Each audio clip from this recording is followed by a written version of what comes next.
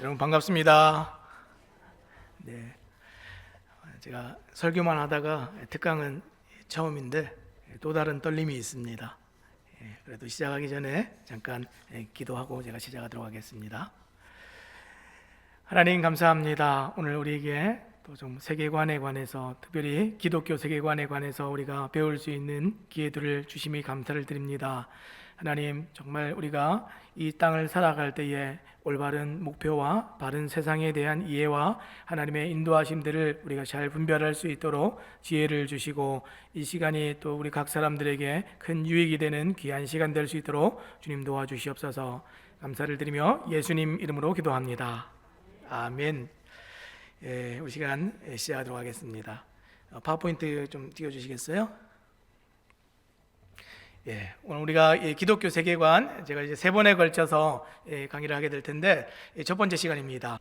먼저 이 3번에 걸쳐서 강의할 내용들에 대해서 먼저 좀 나누고 시작을 하도록 하겠습니다. 근데 오늘 이제 시작이고요. 다음 주 2번째 강의는 이 세계관이 어떻게 만들어지는가, 그리고 마지막 이제 3번째는 여러 가지 다양한 세계관들이 충돌하는 것들, 그래서 이 충돌하는 것 때문에 이 복음을 전하는 일들이 얼마나 어려움들이 있는가, 이런 것들을 좀 나누려고 합니다.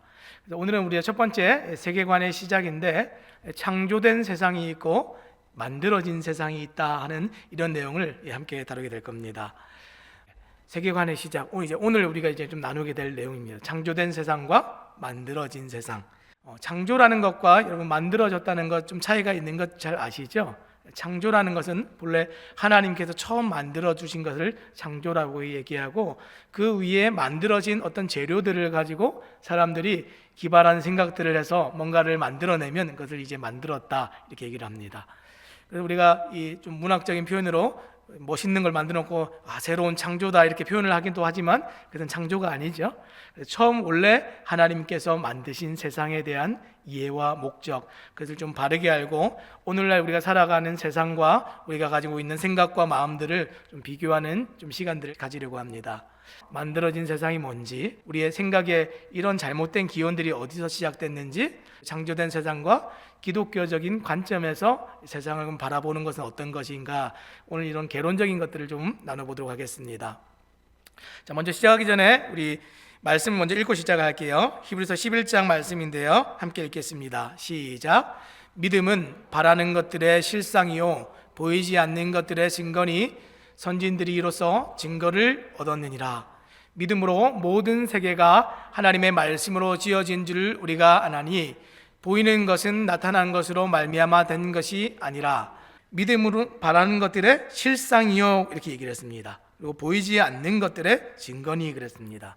이 믿음이 실상을 드러내고 보이지 않는 것들을 드러낸다 그랬습니다. 뭐에 대해서요? 모든 세상에 대해서. 우리는 이 세상을 다 보지도 못하고 알지도 못하고 이해하지도 못합니다. 그런데 믿음이 이것을 가능하게 해준다. 성경은 그것을 밝히고 있지요. 그래서 오늘 이 실상이라는 말을 좀 볼게요.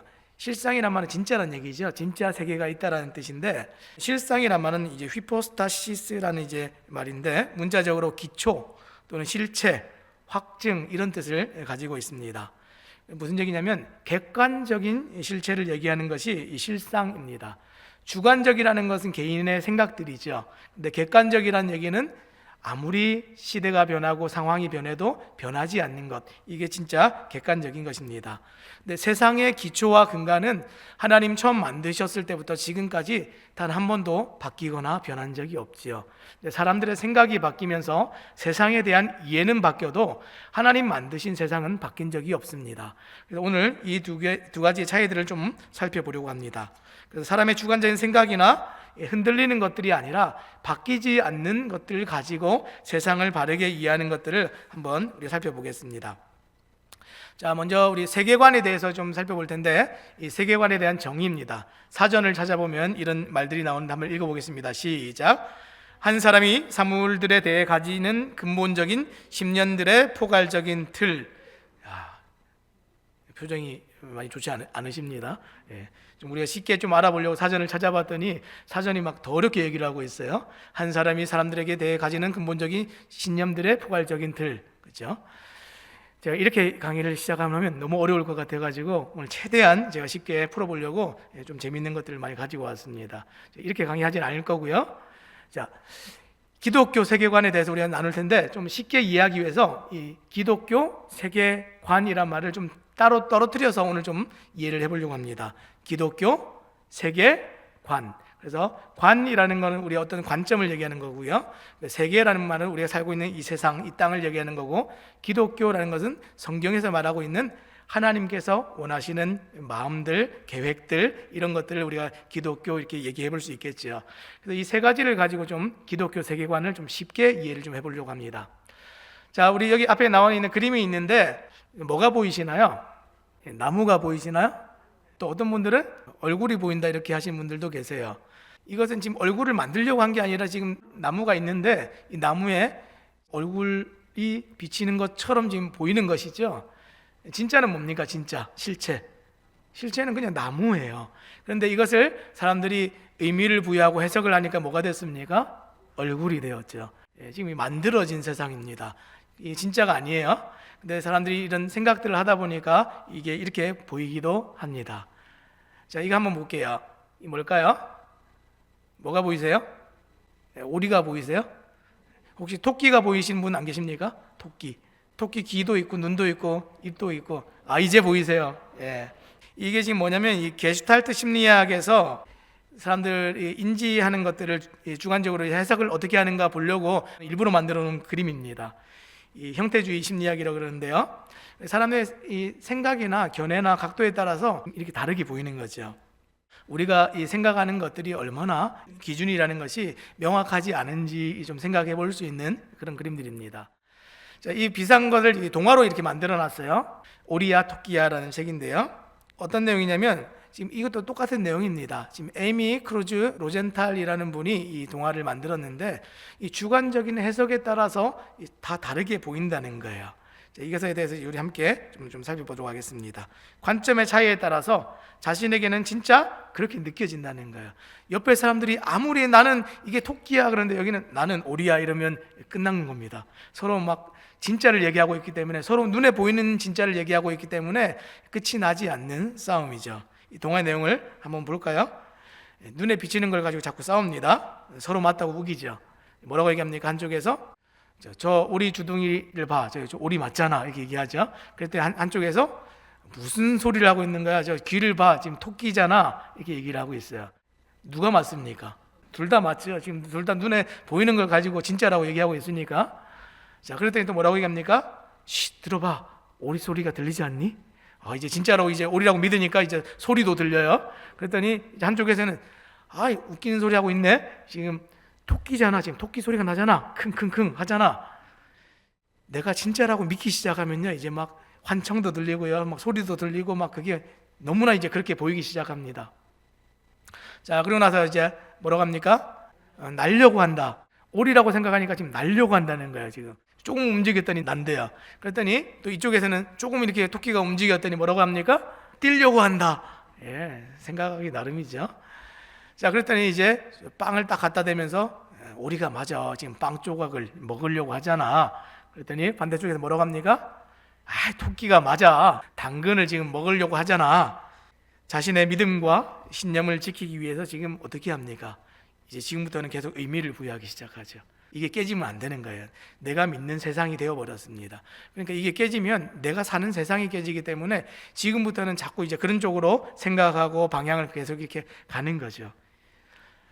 오늘 우리가 이렇게 살고 있지 않습니까? 내가 믿고 있는 세상, 내가 알고 있는 세상, 그것이 이제 깨지면 이제 큰일 나는 거죠. 다른 사람이 다른 거 얘기하면 막 발끈합니다. 이제 절대로 인정하지 못하죠. 반드시 빵을 먹는 동물이어야 되고 당근을 먹는 동물이어야 되고 이렇습니다. 자, 이제 망원경으로 막 들여다봤습니다. 자, 그럼 이제 이렇게 한번 보자. 그랬더니 어떻게 됩니까? 어떤 시각으로 봐도 생각이 바뀝니까? 안 바뀝니까? 안 바뀌죠. 한번 이렇게 세상이 들어오고 만들어지면 바뀌지가 않습니다. 또 뭐라고 하죠? 자, 내가 이렇게 들여다봐도 오리가 분명해. 봐봐. 그랬더니 무슨 소리야? 내가 보니까 지금 토끼가 맞는데 끝까지 끝나지 않는 싸움입니다. 실제로 확인을 할 수 없게 되는 싸움이죠. 자, 끝에 이제 나오는 내용인데 어쩌면 네 말이 맞을 수도 있을지 몰라. 그러면서 토끼일 수도 있었겠어. 또 다른 반면에 또 다른 쪽에서 뭐라고 얘기합니까? 아니야, 네 말이 맞을 수도 있어. 오리였을지도 몰라. 이렇게 얘기하는 거죠. 왜 이렇게 얘기합니까? 실제로 서로가 지금 확인을 할 수 없으니까 혹시 그런 일이 있지도 않을까 하는 이제 의심이 들었습니다. 이제 질문이 생기기 시작했고, 우리가 이 땅을 살아가면서 이 세상에 대한 이해들을 확인할 수 있는 게 사실 그렇게 많지가 않습니다. 여러분, 세상의 시작 그때 있으셨습니까? 그때 보셨습니까? 이 세상이 어떻게 만들어졌는지 아십니까? 아무도 모르지요. 근데 그러다 보니까 이 얘기 저 얘기 하다가 사람들이 이제 확신이 안 되니까 어쩌면 네 말이 맞을지도 몰라 이렇게 얘기할 때도 있다는 거죠. 서로 오리야 토끼야라고 얘기하다가 실제로 확인을 할 수 없으니까 서로의 말이 맞을 수 있다라는 생각을 하는 것이죠. 이게 뭡니까? 주관적인 해석입니다. 주관적이다 보니까 또 바뀌는 거예요. 객관적인 사실을 믿으면 우리가 바뀌지 않는데 주관적인 자기의 생각과 해석들이 확실할 것 같았는데 또 이렇게 바뀌기도 합니다. 서로의 얘기를 듣고 상대방의 입장에서 생각해 볼 수 있는 아주 재미있는 책입니다. 본래 이 동물이 무엇이었는지 끝내 말을 할 수 없이 끝나버리고 마는 동화입니다. 이것은 오리입니까? 토끼입니까? 모르겠죠. 자, 우리 이 그림 한번 볼게요. 이 그림은 이제 리차드 나스벳이라는 분이 실험을 한 거예요. 생각의 지도라는 책 중에 이제 나오는 건데, 이분이 이제 미시간대 사회심리학자이십니다. 이분이 이제 지금 실험을 하는데, 지금 침팬지가 있고 팬다가 있고 지금 그 바나나가 있어요. 자, 이걸 한번 묶어 보세요. 어떻게 묶으면 좋을까요? 관련 있는 것끼리 한번 묶어 보세요. 어떻게 묶어요? 원숭이랑 바나나. 예. 제가 은주한테도 시켜봤어요. 제 딸한테도 시켜봤더니 아빠야 이거 당연히 원숭이랑 바나나지 이거 다 체크를 해요. 근데 너무 놀랍게도 이분이 실험을 할 때 이 동양 학생들과 서양 학생들을 모아놓고 실험을 했는데, 이 동양 학생들은 저희들과 똑같이 이 원숭이와 바나나를 다 이렇게 동그라미를 쳤어요. 근데 이제 서양 학생들은 어떻게 동그라미 했냐면 원숭이와 팬더를 열이면 열이 다 그렇게 동그라미를 쳤습니다. 너무 놀랍죠? 이해가 안 가죠? 우리는 저게 상식인데. 왜 그러냐면 이 서양 사람들은 이 생각 자체가 범주적, 이 카테고리를 나누는데 굉장히 익숙해져 있습니다. 근데 동양 사람들은 어떠냐면 관계지향적이라서 관계 있는 것끼리 연결하는 이런 일에 굉장히 익숙해져 있습니다. 저희 딸은 올해 이제 9살밖에 안 됐는데 벌써 그래요. 이미 다 세계관이 형성되고 만들어지기 시작하다 보니까 이게 당연하지라고, 이게 상식이지라고 동그라미를 치고, 이것을 동그라미를 치지 않는 사람들을 무식한 사람 이렇게 얘기하죠. 그게 아니죠. 지금 전혀 다른 문화권에서 지금 살면서 이런 것들이 형성이 되는 것입니다. 우리에게 원숭이와 바나나는 상식인데 그렇지 않을 수도 있다는 것 한번 생각해 보시기 바랍니다. 말 그대로 지금 문화 충격이고 문화 충돌입니다. 예전에 우리 굉장히 베스트셀러가 된 책이 하나 있습니다. 이 연애와 데이팅 이런 것과 관련해서 유명했던 책인데 뭐죠? 화성에서 온 남자, 금성에서 온 여자. 남자와 여자가 데이팅을 하는데 서로 너무 다른 행성에서 온 것 같이 큰 차이가 있다 하는 것을 설명하려고 썼던 책이 사실 이 책입니다. 뭐가 다르죠? 성격이 다르고 언어가 다르고 생각도 다르고 행동도 다르고 판단도 다르고 인지도 다르고 생활 습관도 다 다릅니다. 무슨 얘기입니까? 서로가 상식이라고 얘기하는 게 다 다르다는 얘기입니다. 제가 얼마 전에 이제 그 유튜브 채널들을 보다가 굉장히 재밌는 걸 하나 봤어요. 사람들이 이게 와가지고 고민을 해결해주는 이런 프로그램들이 있어요. 간혹 보면. 근데 이제 한 연인이 왔습니다. 자기들의 고민을 얘기하는데 먹는 것 때문에 싸운다는 거예요. 정말 치사하죠. 근데 이게 정말 심각한 문제를 들고 왔어요. 이 먹는 것 때문에 이걸 헤어져야 되나 말아야 되나 할 정도로 심각한 문제를 가지고 왔어요. 얘기를 들어보니까 남자친구가 맛있는 게 있으면 잠깐 바쁜 일이 있어서 갔다 오면 그 사이를 못 참고 이 모든 걸 다 먹어버린다는 거예요. 양념치킨과 이제 후라이드 치킨, 요즘은 이제 반반씩 오는데 그걸 딱 시켰더니 자기도 양념을 좋아하는데 잠깐 갔다 온 사이에 그걸 다 먹어버렸어요. 그래서 나도 양념을 좋아하는데 이거 좀 남겨두지 그랬더니 이 후라이드 그냥 양념에 찍어 먹으면 되잖아 이렇게 얘기를 하는 거예요. 너무 쉽게. 그러나서 그런가 보다 뭐 다 먹을 수도 있지 그러고 넘어갔는데, 다음번에는 이제 도너츠 집을 갔대요. 도너츠 집에 가가지고 새로운 도너츠가 나왔는데 남자친구가 새로운 나온 도너츠인가 한번 사보자 하고 샀어요. 앉아가지고 먹으려고 하는데 한번 먹어볼래? 얘기도 안 하고 한 입에 다 그걸 털어서 먹어버리는 거예요. 너무 깜짝 놀라가지고 아니 어떻게 그렇게 다 먹을 수가 있어? 이렇게 물어봤어요. 그랬더니 내가 골랐잖아 이러면서 다 먹어버렸습니다. 그러면서 이제 눈물이 빙 돌았어요. 너무 서운한 거죠. 일반적인 연인들 같으면 좀 쪼개서 같이 먹어봐 그러든지 한 입 먹더라도 이게 너무 맛있다 너도 한번 먹어봐 이래 좀 정상인데 그럴 생각을 전혀 못하는 친구였습니다. 그랬더니 이 고민 상담을 해주는 분이 이런 얘기를 했어요. 당신 혹시 집에 형제가 어떻게 됩니까? 이렇게 물어봤어요. 그랬더니 위로 누나가 한 명 있고 아래로 여동생이 한 명 있습니다. 좀 감이 오시죠? 이 친구는 이 집에서 먹을 걸 뺏겨본 적이 한 번도 없어요.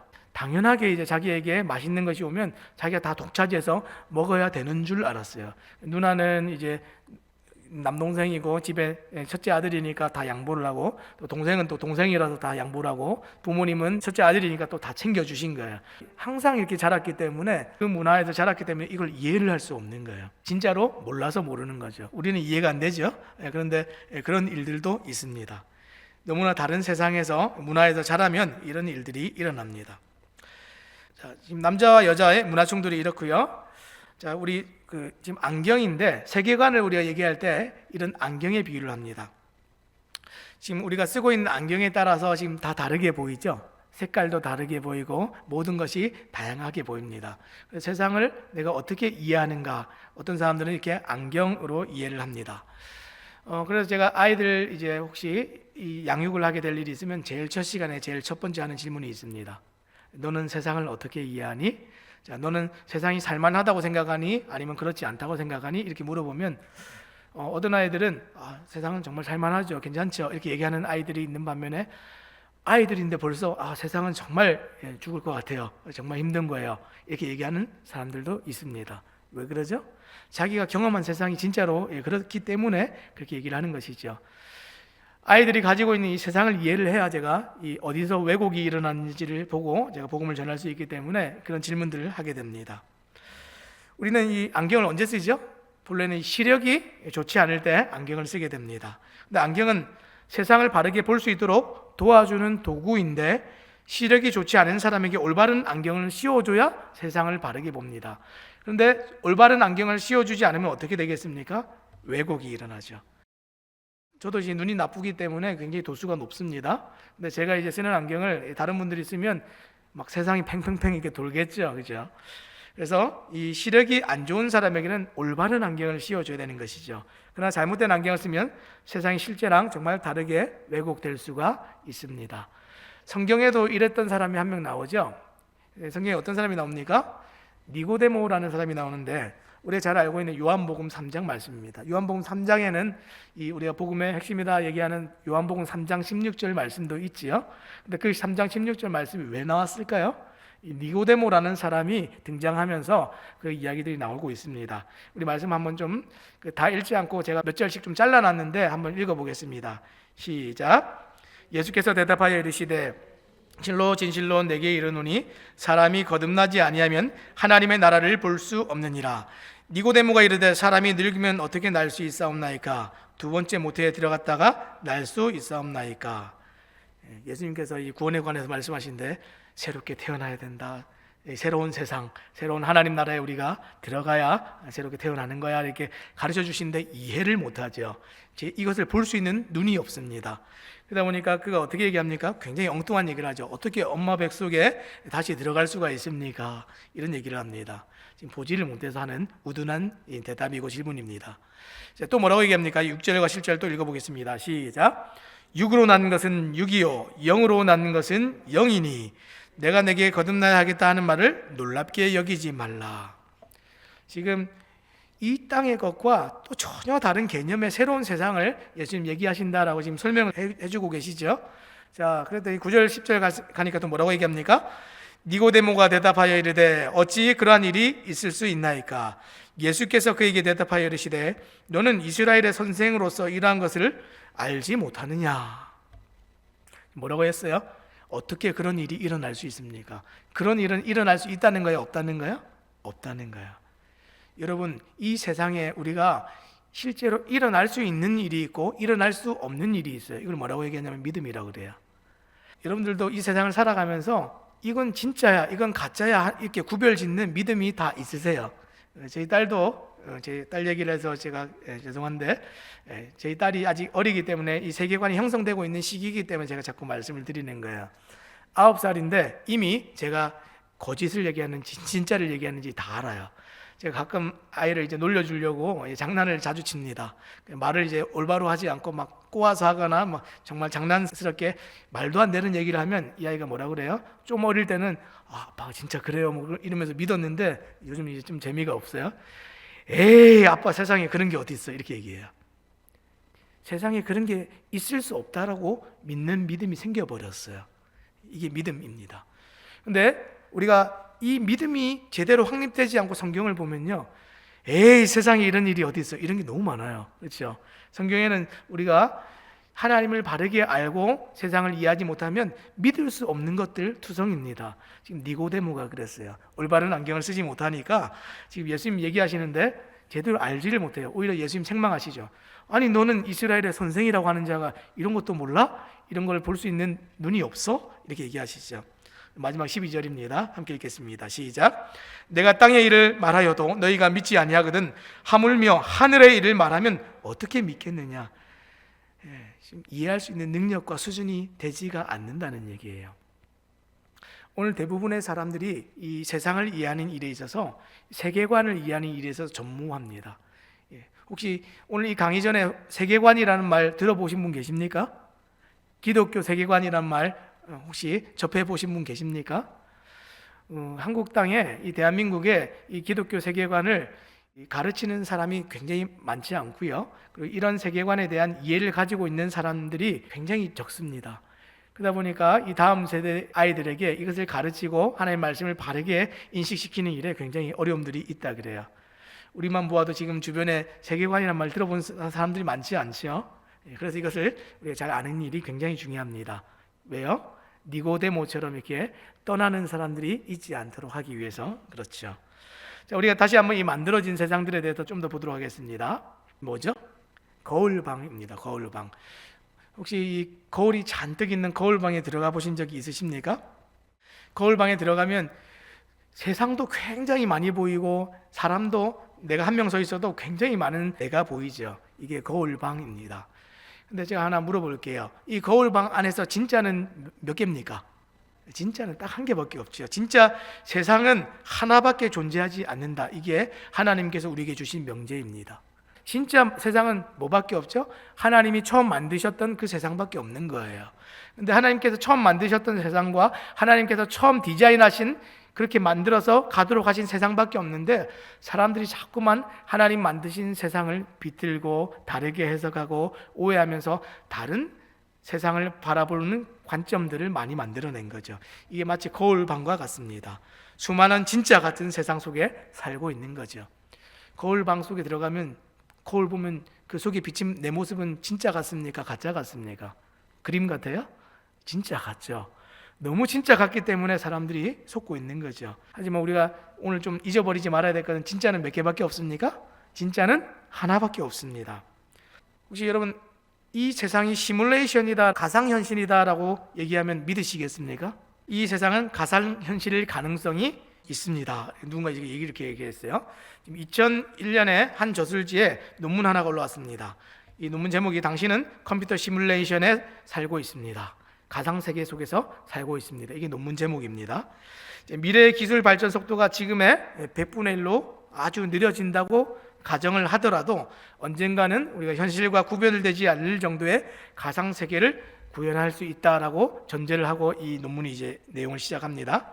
근데 이 논문에 보면 이제 문제가 생긴다는 거예요. 그렇게 살면 이 뇌의 이 뉴런이라는 게 우리의 모든 감각을 지배하죠. 하나하나까지 모두 다 이제 구현해낼 수 있을 정도의 그런 가상을 만들어서 가상 세계 속에 인물이 막 살고 있다고 생각을 해보세요. 근데 자신들의 세상이 진짜라고 느낄 거예요.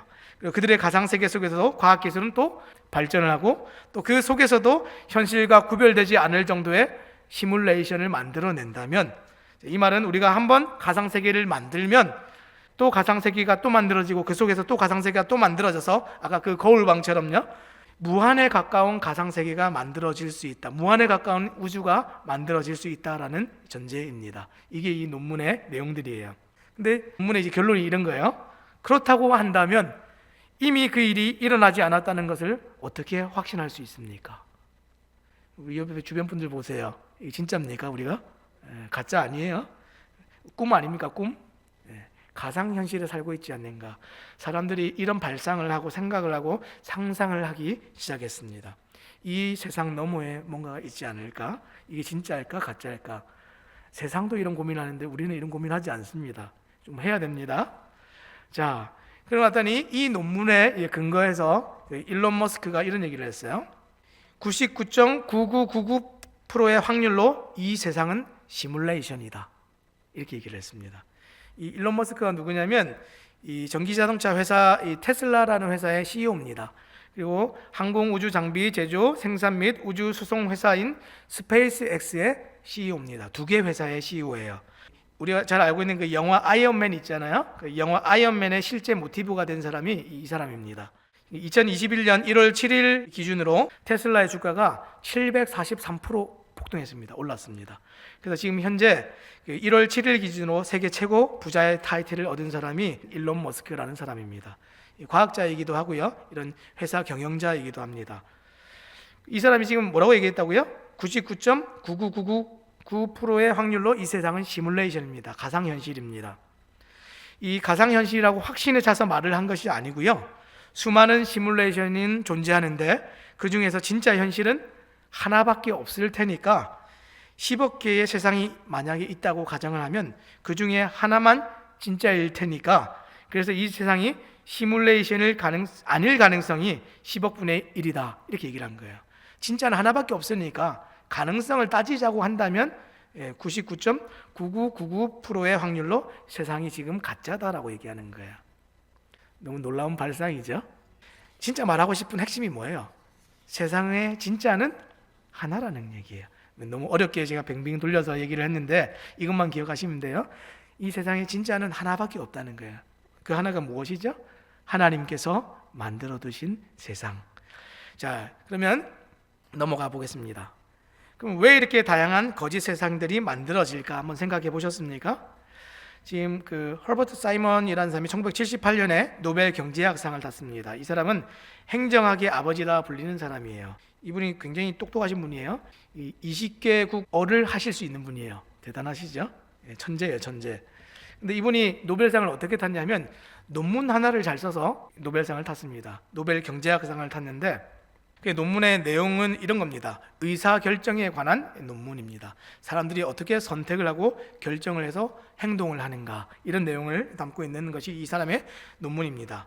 좀 어려운 이제 논문들 자꾸 얘기하는데 죄송합니다. 제가 간단하게 빨리 설명해 드릴게요. 선택할 수 있는 모든 대안들 가운데에서 선택할 수 있는 게 많이 있어요. 자, 하나의 행동을 실행하기 위해 하나의 대안이 선택되는 과정을 설명했습니다. 여러 개 중에 하나를 선택하고 살잖아요. 우리가 다 선택하고 살면 참 좋은데 우리는 선택을 해야 될 일이 굉장히 많습니다. 그러면 그때 사람들이 어떤 기준을 가지고 이 선택을 어떻게 하게 되는가 그 과정을 프로세스를 다 논문으로 이제 썼습니다. 그래서 즉 한 대안을 선택하는 것은 다른 가능한 대안들을 포기하는 것이다 이렇게 얘기했어요. 쉽게 얘기하면 이런 얘기입니다. 사람은 자기가 생각한 대로 행동한다. 너무 쉽죠? 이 정도면 중학생도 쓸 수 있을 것 같습니다. 근데 이거 가지고 노벨상 탔어요. 대단하죠? 사람들은 자기가 생각을 했기 때문에 그 선택을 하고 결정을 했다는 거예요. 그 선택을 하는데 미친 생각의 근원이 있고 기원이 있다라는 것을 밝힌 것이 이 논문입니다. 사람들은 다양하고 주관적인 생각들을 하죠. 세상은 하나인데 생각이 다르니까 다양한 생각들 가운데서 다양한 세상을 형성하고 경험하고 그 세상에서 자기 생각대로 자기 마음대로 살아간다는 거예요. 이게 오늘날 수많은 세계관을 만들어냈습니다. 이 세계 속에서는 자기가 생각의 기초가 근원이 그거였기 때문에 절대로 다른 것을 생각해 볼 수도 없고 생각할 수도 없고 생각해서도 안 되는 거죠. 이게 사람들이 가지고 있는 세계관이라는 틀입니다. 오늘날은 이 세계관이라는 얘기를 굉장히 많이 듣고 많이 쓰게 돼요.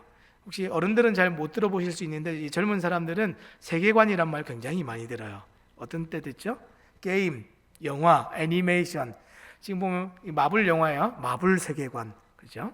뒤에 보면 잘 보이진 않는데 원피스라는 이제 애니메이션이에요. 아이들 좋아하는 그 원피스 세계관, 나루토 세계관, 게임에는 뭐 여러 디아블로라는 게임이 있으면 디아블로 세계관. 이 세계관이라는 게 있습니다. 게임과 영화, 애니메이션 이런 것들을 배경에 또 그것뿐만이 아니라 어떤 스토리를 구성하고 있는 모든 것은 세계관을 가지고 있습니다. 그래서 판타지 소설 이런 얘기들 보면 모든 이야기들 배경에는 세계관이 있습니다. 그래서 오늘날 많은 이제 작가들이요, 특히 이 판타지 소설을 쓰는 작가들이 이야기를 구성하고 쓰기 전에 제일 먼저 하는 게 세계관을 구성하는 작업을 합니다. 그럼 세계관이 어떤 것이죠? 세계관을 구성한다, 만들어낸다 그러니까 우리가 좀 막연한데 이런 겁니다. 세계관은 마치 잘 짜여진 연극 같은 겁니다. 연극에 보면 어떤 것이 있죠? 이렇게 무대가 있고요, 시대적인 어떤 배경, 중세 시대입니다, 아니면 지금은 미래 시대입니다, 서기 몇천 년도입니다, 뭐 이런 설정들이 있고요, 등장인물들이 나옵니다. 이 등장인물들도 배치를 하죠. 영웅이 있고, 영웅은 한 명이어야 되고, 이 악당, 요즘은 이제 빌런이라 그래요. 이 악당이 등장하고, 이 사람들과 배경과 이 무대를 통해서 사건을 전개시켜 나가죠. 이 판타지 소설과 모든 이야기들은 이런 세계관들을 가집니다. 그런데 우리가 가지고 있는 이 세계관들, 사람들이 각자가 가지고 있는 세계관들 속에서도 무대가 있고요, 이 배경이 있고요, 등장인물들이 있고 각각의 의미가 있는 사건들이 일어나고 있습니다. 자, 이것에 따라서 세계관이 형성되고 그 세계관 안에서 이 최강자가 나오죠. 최강자. 우리 세계관 최강자라는 말을 하는데 이 세계관을 움직여가는 사람이 최강자입니다. 그래서 어떻게 하죠? 시작이 있어요. 이 세계가 어떻게 시작되고 어떻게 끝나는가? 이 세계는 어떻게 움직여져 가고 있는가? 이 세계를 움직이고 있는 것은 누구인가? 이 세계가 어떻게 해서 관장되고 결국 이 세계는 누구에 의해서 끝나는가? 뭐 이런 얘기들, 이게 지금 세계관입니다. 근데 만약에 이 하나님께서 처음 만드신 세상을 한번 생각해 볼게요. 세상을 누가 만드셨어요? 이 세상은 마지막에 누가 심판하세요? 하나님이 하시죠. 이 세상의 역사를 누가 지금 지키시고 유지하시고 운행하세요? 하나님이시죠. 우리가 이 세계관에 관해서 근데 이 생각들을 고착화해서 가지는 일들은 또 다른 문제입니다. 하나님이 시작하셨고 하나님이 끝내시고 하나님이 운행하시고 이 역사의 주인공이 하나님이시고 하나님이 모든 중심에 계시는 것, 이게 기독교 세계관입니다. 근데 우리가 이걸 떠나서 이중적으로 삶을 살아갈 때가 얼마나 많은지 몰라요. 자, 이 세계관이라는 것을 잘 설명하고 보여준 영화가 하나 있습니다. 혹시 아시나요? 어른들은 잘 모르실 수 있는데 매트릭스라는 영화입니다. 이게 매트릭스 영화의 한 일부분들인데 이 영화를 제가 잠깐 설명을 드릴게요. 이 영화의 시대적 배경은 대략 2200년쯤 됩니다. 굉장히 오랜 미래죠. 21세기부터 탄생한 인공지능을 가지게 된 기계가 인식을 가지기 시작해요. 그러면서 결국에는 인간과 인공지능 기계 사이에 전쟁이 일어나서 사람들이 기계의 노예가 돼요. 그래서 어떤 일이 벌어지냐면 세상을 다 이제 기계가 돌리고 움직이고 이런 일들을 하고 새롭게 태어난 사람들, 이 아기들은 태어나자마자 저기 보이는 이제 인큐베이터 같은 곳에 이제 갇혀가지고 사람 몸에도 전기가 흐르는 거 아시죠? 몸에 있는 이 미세 전기들을 다 건전지처럼 빨아갑니다. 그래서 평생을 태어나자마자 눈도 못 뜨고 어른이 돼서 죽을 때까지 인큐베이터 안에서 살아가요. 그러다 몸에 있는 생체 에너지와 전기를 다 빼앗기고 이게 이제 쓸모가 없으면 이제 그냥 폐기해요. 버려져요. 이게 지금 이 시대에 살아가고 있는 사람들의 현실입니다. 현실. 이게 현실 세계예요. 그래서 평생을 제대로 기능도 못하고 이 지어지고 태어난 목적대로 목적하면서 살지도 못하고 저는 인큐베이터에서 그래서 살아갑니다. 스스로 이 세상이 진실인 줄 알고 믿도록 이 사람들을 다 잠재워 놨어요. 그래서 잠자는 동안에 이 컴퓨터가 이 머릿속에다가 가상세계 꿈을 심어놔요. 그래서 설정을 해놔요. 1900 몇 년도, 몇 년부터 몇 년까지, 그리고 사람들이 살아가는 시대, 배경, 국가, 나라, 인종 모든 것들을 설정을 해서 마치 살고 있는 사람인 것처럼 느끼도록, 가짜 세계죠. 그래서 사람들은 실제로는 이 태어나서 눈도 못 뜨고 그냥 저 인큐베이터 안에 계속 자라만 가고 빼앗기고 노예처럼 살아가는데 자기는 어느 세상에 태어나서 지금 실제로 살고 있다라고 믿게 되는 거죠. 이게 지금 그 매트릭스가 가지고 있는 세계관입니다. 그래서 가상 공간에서 인간 개개인이 의식의 작용이 인공지능이 만들어 놓은 곳 그 속에서 살아갑니다. 이 영화의 메시지가 어떤 걸까요? 우리가 살고 있는 이 세상이 현실이 아닐 수도 있다 하는 의심을 하게 되는 것. 지금 이 주인공이에요. 레오라는 이 주인공인데 이 사람이 원래는 이제 평범한 회사원이에요. 근데 이 사람이 이중생활을 합니다. 저녁에는 아주 탁월한 컴퓨터 해커입니다. 이 컴퓨터 해킹을 하다가 어느 날 문득 이런 생각이 들었어요. 이 세상이 진짜가 아니지 않을까? 가짜가 아닐까? 뭐가 들었어요? 의심이 들었죠. 그러나서 이 세자가 진짜가 아니라는 것을 가르쳐주는 어떤 사람이 찾아왔어요. 모비어스라는 사람인데 지금 그가 이제 선택을 하기를 권해요. 지금 알약 2개를 딱 주면서 파란 알약 먹을래, 빨간 알약 먹을래 이렇게 물어봐요. 하나를 먹으면 너는 다 잊어버리고 이 현실이라고 여겨지는 이 가상세계에서 그냥 살게 될 거고, 아니면 네가 선택한 또 다른 알약을 먹으면 너는 진짜 세계, 진짜 세상에 나와서 그 진짜 세상이 어떤 건지 보게 될 거야. 선택을 하게 됩니다. 그래서 자기가 진짜가 뭔지 알고 싶다는 선택을 해서 어떻게 되죠? 각성을 해서 일어났어요. 다른 사람들 지금 다 인큐베이터에 누워 있는데 저기서 갑자기 깨어났어요. 자고 있던 사람이 갑자기 깨어난 거예요. 그러면서 진짜 현실을 보게 됐는데 진짜 현실이 어떻습니까? 너무 비참하죠.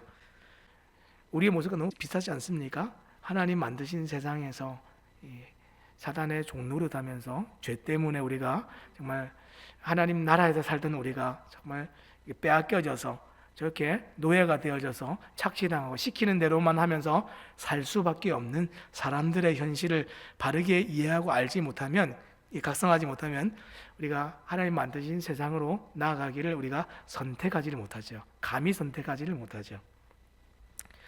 진짜 현실을 인식하는 건 내가 무엇을 하고 어떻게 살지 진짜 고민을 사실 이 각성을 해야, 깨어나야 이제 시작을 하기 시작합니다. 그래서 어떻게 보면 어떤 사람들이 이제 안경에 비유를 했는데 저는 이것을 좀 다르게 이해를 하는 게, 소경이 마치 눈을 뜨는 것과 같습니다. 우리가 이 복음을 아는 것들은, 하나님의 나라를 우리가 바르게 깨닫게 되는 것은, 기독교적인 세계관에 눈이 열리는 것은 소경이 눈을 뜨는 것과 같습니다. 여러분, 소경으로 살다가 눈을 뜨면 어떻습니까? 완전히 다른 세상입니다. 내가 이전에 경험하지 못한 것들을 보게 되는 것이죠. 그래서 예수님께서 메시아로 이 땅에 오실 때 예수님의 사역 가운데 그 이사야서 말씀을 보면 뭐라고 되어 있습니까? 이 땅에 오셔서 소경이 눈을 뜨게 되는 일이 있을 것이다, 이렇게 얘기해요. 이 침례요한의 제자들이 와서 묻죠. 예수님이 진짜 메시아입니까 아닙니까 물으니까 뭐라고 얘기하죠? 소경이 눈을 뜬다, 가서 얘기해라. 눈 떴다, 보여준다, 보여진다, 얘기해라, 이렇게 얘기했다는 거죠. 그러면 우리는 왜 이런 각성이 일어나지가 않죠? 우리가 이 각성이 일어나지 않는 이유는 믿음의 문제이기 때문에 그렇습니다. 어떤 것을 믿고 있으면 다른 것을 믿기가 거의 불가능하다 그랬죠. 고대 이제 사람들이 이랬습니다. 옛날 사람들이 이렇게 살았어요. 그리스 로마 신화에 이 아틀라스라는 거인인데, 지금 이 사람이 뭘 지금 들고 있습니까? 세상을 들고 있습니다. 지구를 지금 이렇게 들고 있는데, 옛날 사람들은 뭐라고 생각했어요? 이 세상은 거인이 저렇게 떠받치고 있다, 이렇게 생각하고 그 생각이 믿음이 됐습니다. 그렇기 때문에 다른 것을 생각하는 것은 거의 불가능했죠. 이게 옛날 이 사람들이 가지고 있었던 생각입니다. 우리 이 천동설과 지동설 얼마나 많은 싸움이 있었는지 알고 계시죠? 이 갈릴레오 갈릴레이가, 또 케플러가, 이 뉴턴이 이 망원경과 천체 관측 자료들을 가지고 이것을 증명하기까지 사람들은 세상이 지구를 중심으로 돈다라고 믿었어요. 그래서 생각을 했고 그것이 믿음이 됐습니다. 이 믿음이 바뀌는 일은 굉장히 쉽지 않았지요. 믿음을 깨는 것은 마치 세상이 무너지는 일과 같았기 때문에 이것을 할 수가 없었습니다. 하지만 세상이 바뀌거나 무너진 적은 한 번도 없습니다. 하나님 만드신 세상은 단 하나밖에 없고요. 처음부터 지금까지 원래 그 자리에 그대로 있었는데 뭐가 바뀌는 겁니까? 사람들의 생각이 바뀌는 거고 마음이 바뀌는 거죠. 근데 우리가 생각과 마음이 계속 바뀌는 게 중요한 게 아니라 바르게 이것을 생각하고 바르게 아는 게 진짜 중요합니다. 자, 자기 세상이 무너질 그 두려움 때문에 사람들은 근데 마치 이것을 감히 도전하거나 선택하지를 못하죠. 중세시대까지 사람들은 바다 끝에 가면 절벽이 있어서 끝에 가면 떨어져서 죽는다고 믿었어요. 이 믿음이었습니다. 아무도 바다 멀리 나가볼 생각도 엄두도 내지를 못했죠. 근데 이들 중에서 의심을 하는 사람들이 생겨나기 시작했습니다. 그렇지 않을지도 몰라. 배 타고 멀리 가면 지구는 둥글지도 몰라. 뺑뺑 돌아서 다시 돌아올지도 몰라. 이렇게 생각한 사람들이 있었어요. 그 중에 한 사람이 우리가 잘 알고 있는 콜럼버스죠. 그래서 콜럼버스가 나가봤더니 안 죽고 다시 돌아왔어요. 그랬더니 사람들이 너도 나도 이제 나가기 시작했습니다. 대항해 시대. 바다 끝에 가도 안 죽는데 생각이 완전히 바뀌기 시작했죠. 새로운 시대가 열리고 아무도 가보지 않은 미지의 세계를 탐험했습니다. 그러나 이전에 없던 세상이 지금 갑자기 생겨난 겁니까? 아니죠. 원래부터 있었던 세상인데 사람들이 생각이 바뀐 겁니다. 그들이 알지 못했던, 믿지 못했던 것이 이제 알게 되어지고 믿게 되어진 것이죠. 사람들이 이런 것들을 어떻게 알 수가 있을까요? 우리가 다른 세상이 있다는 거 어떻게 인지를 할 수 있을까요? 이 메타 인지라는 게 있습니다. 각성을 할 수 있게 도와주는 건데, 쉽게 얘기하면 제3자의 입장에서 바라볼 수 있는 눈을 만들어주는 거예요. 객관화라고 그러죠. 사람들이 이 객관적인 시각에서 자기를 바라보고 자기의 삶의 문제를 바라보는 경험이 있었던 사람들은 잘합니다. 성숙합니다. 무슨 얘기죠? 이 세계가 바뀌고 변하는 경험들을 하게 된다는 얘기죠. 그런데 이 객관화를 하지 못하는 사람들은 자기 세계에 갇혀서 살아가죠. 그래서 이 질문과 의심을 하지를 못합니다. 이게 객관화인데, 질문을 하고 의심을 하고 그래야 진짜 바른 것을 찾아갈 수가 있습니다. 우리가 성경을 보아도 질문하고 의심을 해야 됩니다. 진짜일까? 하나님께서 과연 원래 말씀하신 것이 무엇일까? 이렇게 막 쫓아가야 진짜를 발견하고 찾을 수가 있습니다. 그래서 제가 이제 그 교회들을 이제 새롭게 가면 제가 가르치는 아이들에게 첫 시간 첫 설교에 제일 먼저 하는 말이 있습니다. 의심해라, 이렇게 얘기합니다. 이게 진짜인지 가짜인지 의심해라. 내가 가르치고 있는, 너희들을 가르치고 있는데 가르치고 있는 나조차도 의심해라, 이렇게 가르쳤어요, 제가. 그래서 물론 의심을 하고 따지러 올 때는 물론 성경을 들고 와라 그랬습니다. 아직까지 성경 들고 저에게 온 사람이 아무도 없습니다. 믿음의 문제이기 때문에 이게 참 어렵습니다. 자, 또 보겠습니다. 그래서 요즘 이 메타인지가 최근에는 상위 0.1%의 학습법으로 더 유명해졌어요. 배운 것을 말로 설명할 수 없으면 모르는 것이다, 이러면서 이런 학습법을 배우려고 사람들이 열광을 하고 있습니다. 근데 핵심은 뭡니까? 자기 성찰이에요. 내가 진짜 아는지 모르는지 객관화시키는 것이 사실 핵심입니다. 자, 이제 십자가에 달리신 예수님을 그려보라라는 한번 미션을 주면 사람들이 어떻게 대부분 그리죠? 십자가를 그리고 예수님을 이렇게 딱 그려놓죠. 우리도 아마 십자가에 달리신 예수님 한번 그려보세요 그러면 아마 저렇게 그리지 않을까 싶습니다. 다양한 모습으로 그린 사람들을 만나본 적이 없어요. 우리가 세상을 인지하고 성경을 보는 일들도 좀 창의적으로 볼 필요가 있습니다.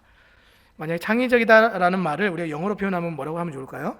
영어를 쓰는 사람들은 대부분 이 flexible이란 말을 씁니다. 무슨 얘기죠? 유연화, 생각의 유연화, 생각을 가변적으로 바꿀 수 있는 것들. 제가 이제 말로 설명하면 좀 어려우니까 한번 보여드릴게요. 어떤 사람이 십자가에 달리신 예수님을 그려봐라 그랬더니 이렇게 그렸어요. 살바도르 달리의 십자가입니다. 어떻게 그렸죠? 위에서 본 모습으로 그렸어요. 누구의 관점입니까?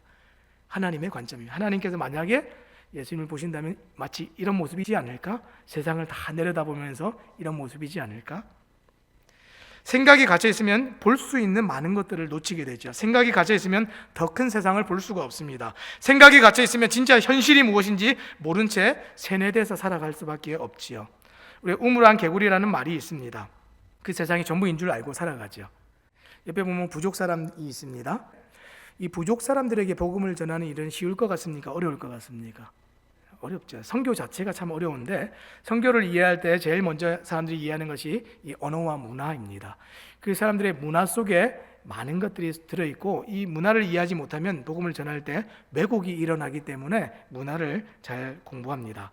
그래서 이 사람들은요, 이 세상이 이렇게 넓고 큰지도 몰라요. 자기들이 살고 있는 이 부족 마을, 이게 전부입니다. 그래서 이 선교사들이 지도를 갖다 놓고 지구본을 갖다 놓고 우주의 지도를 갖다 놓고 설명합니다. 세상이 이렇게나 커. 하나님이 이 큰 세상을 만들어 주셨어. 세상에는 너희들 말고도 이렇게 많은 다양한 사람들이 있고 이 역사가 이렇게 시작돼서 이렇게까지 달려왔고 너희들이 쓰는 언어 그것만 있는 거 아니야. 이 세상에 수많은 언어, 3,000가지 이상이 되는 언어가 있고 이 여러 가지 철학이 있고 종교가 있고 이런 것들을 다 가르쳐 줍니다. 왜 그렇죠? 세상을 바르게 인지할 수 있고 그 인지된 것을 가지고 이제 객관적인 보편적인 걸 가지고 성경을 이해하고 복음을 이해할 수 있도록 이런 것을 가르칩니다. 마치 우리가 이 우물안 개구리와 이 부족 사람들과 별반 다르지 않을 때가 있습니다. 이 세상을 이해할 때. 제가 이 현대인들의 생각이면 다 어디서 지금 뿌리를 지금 내리고 이 혼탁하게 혼합이 됐는가 이런 것들을 나중에 좀 볼 텐데 이 고전이 알려주는 생각의 기원이라는 책에 보면 이런 것들을 굉장히 잘 설명해주고 있습니다. 뿌리가 있다는 거예요. 하나님의 말씀 외에 다른 생각들이 중간에 끼어 들어온 생각들이 있다는 거죠. 이거는 제가 이제 시간 관계상 마지막 세 번째 시간에 세 번째 강의 때 한번 말씀을 드릴 거고요. 오늘 좀 정리를 하고 이제 말씀을 맺을 거예요. 하나님께서 디자인하신 세상입니다. 그렇죠? 이 디자인하셨다는 얘기는 목적도 있으셨다는 얘기예요. 제가 우리 아이들 가르칠 때 아이들에게 얘들아 이 사물들이 어떻게 만들어졌을까? 여기 있는 컵이 있는데 컵은 그냥 만들어졌지, 그러면 아무도 이건 그냥 만들어졌다 얘기하지 않아요. 목적이 있고 이유가 있고 의미가 있고 계획한 사람이 있어서 이게 만들었다라고 얘기를 합니다. 그렇죠? 이 단순한 물건도 그런데 하물며 이 세상과 더 복잡한 이 사람은 하나님께서 그냥 만드셨겠느냐? 이렇게 물어보면 아이들이 아니요, 그렇지 않지요. 하나님이 다 계획과 목적과 의미가 있으셔서 이 세상을 만드셨습니다. 이렇게 얘기합니다. 성도님들도 그렇게 믿으시죠? 이게 진짜 하나님의 세상이고 세계입니다. 하나님께서는 우리를 왜 만드셨을까요? 목적을 가지고 목적대로 살라고 만드셨습니다. 근데 우리가 이 세상을 잃어버리면 어떻게 되겠습니까? 하나님 만드신 이 세상에 대한 이 이유와 목적을 잃어버리고 살게 되지요. 자, 지금 이 마지막으로 몇 가지만 볼 텐데, 이 무엇입니까? 창문이 어떻게 되어 있습니까? 바르게 되어 있습니까? 삐뚤어져 있습니까? 삐뚤어져 있죠. 그럼 어떻게 하면 좋겠습니까? 어떤 사람들은 이걸 보면서 창문을 바로 고치는, 샤시를 바꾸는 이런 일들을 하는 사람들이 있습니다. 근데 이 집의 실제적인 문제는 창문이 삐뚤어진 게 아니라 집의 기초와 기반이 무너져서 쓰러져 있는 집입니다. 그러면 무엇을 고쳐야 됩니까? 집의 기초를 다시 고치고 집을 필요하다면 새롭게 지어야 되는 그런 집입니다. 지금 굉장히 위험한 상황입니다. 오늘날 이 세계관이 무너진 사람들은 이 복음의 기초가 또 마련되어 있지 않고 또 세계관이 왜곡돼서 복음이 왜곡된 사람들의 모습은 마치 이런 것과 같습니다. 어떻게 고쳐야겠습니까? 기초를 다시 만들고 세워놔야 됩니다. 근데 많은 사람들이 창문을 고치는 일을 합니다. 심지어는 어떤 사람들은 이 창문이 삐뚤어졌다는 것을 인식을 하지 못하는 사람들도 있습니다. 심지어 어떤 사역자들은 교회 사역을 할 때에 이 창문을 인테리어를 해서 가려버립니다. 보이지 않게. 문제가 있는데 뭐 이거 좀 이 정도는 큰 문제 아니니까 인테리어를 해서, 아니면 페인트 칠을 해서 좀 더 돋보이게 만들어서 다른 것들을 부각시켜서 아름답게 해서 문제를 보지 못하게 만드는 사람들도 있습니다. 실제로 가장 중요한 것은 어떤 것입니까? 다시 세워놓는 일이 가장 중요한 일입니다. 우리가 이 성경을 이해하고 이 믿음을 이해하는 데 있어서 세계관이 마치 이것과 같습니다. 창조의 목적이 있고 하나님의 뜻이 있습니다. 근데 우리는 내 마음대로 살면 행복할 거라 생각하는데 그렇지 않죠? 진짜 자유는 레일 위에서 자유가 진짜 자유라는 겁니다. 기차의 진짜 자유는 어떤 것입니까? 안전한 그 가이드가 있는 그 안에서 달릴 때 진짜 자유함을 누릴 수 있는 것이죠. 이것을 벗어나면 탈선입니다. 위험한 일이 생기고 죽음이 찾아오는 것이죠.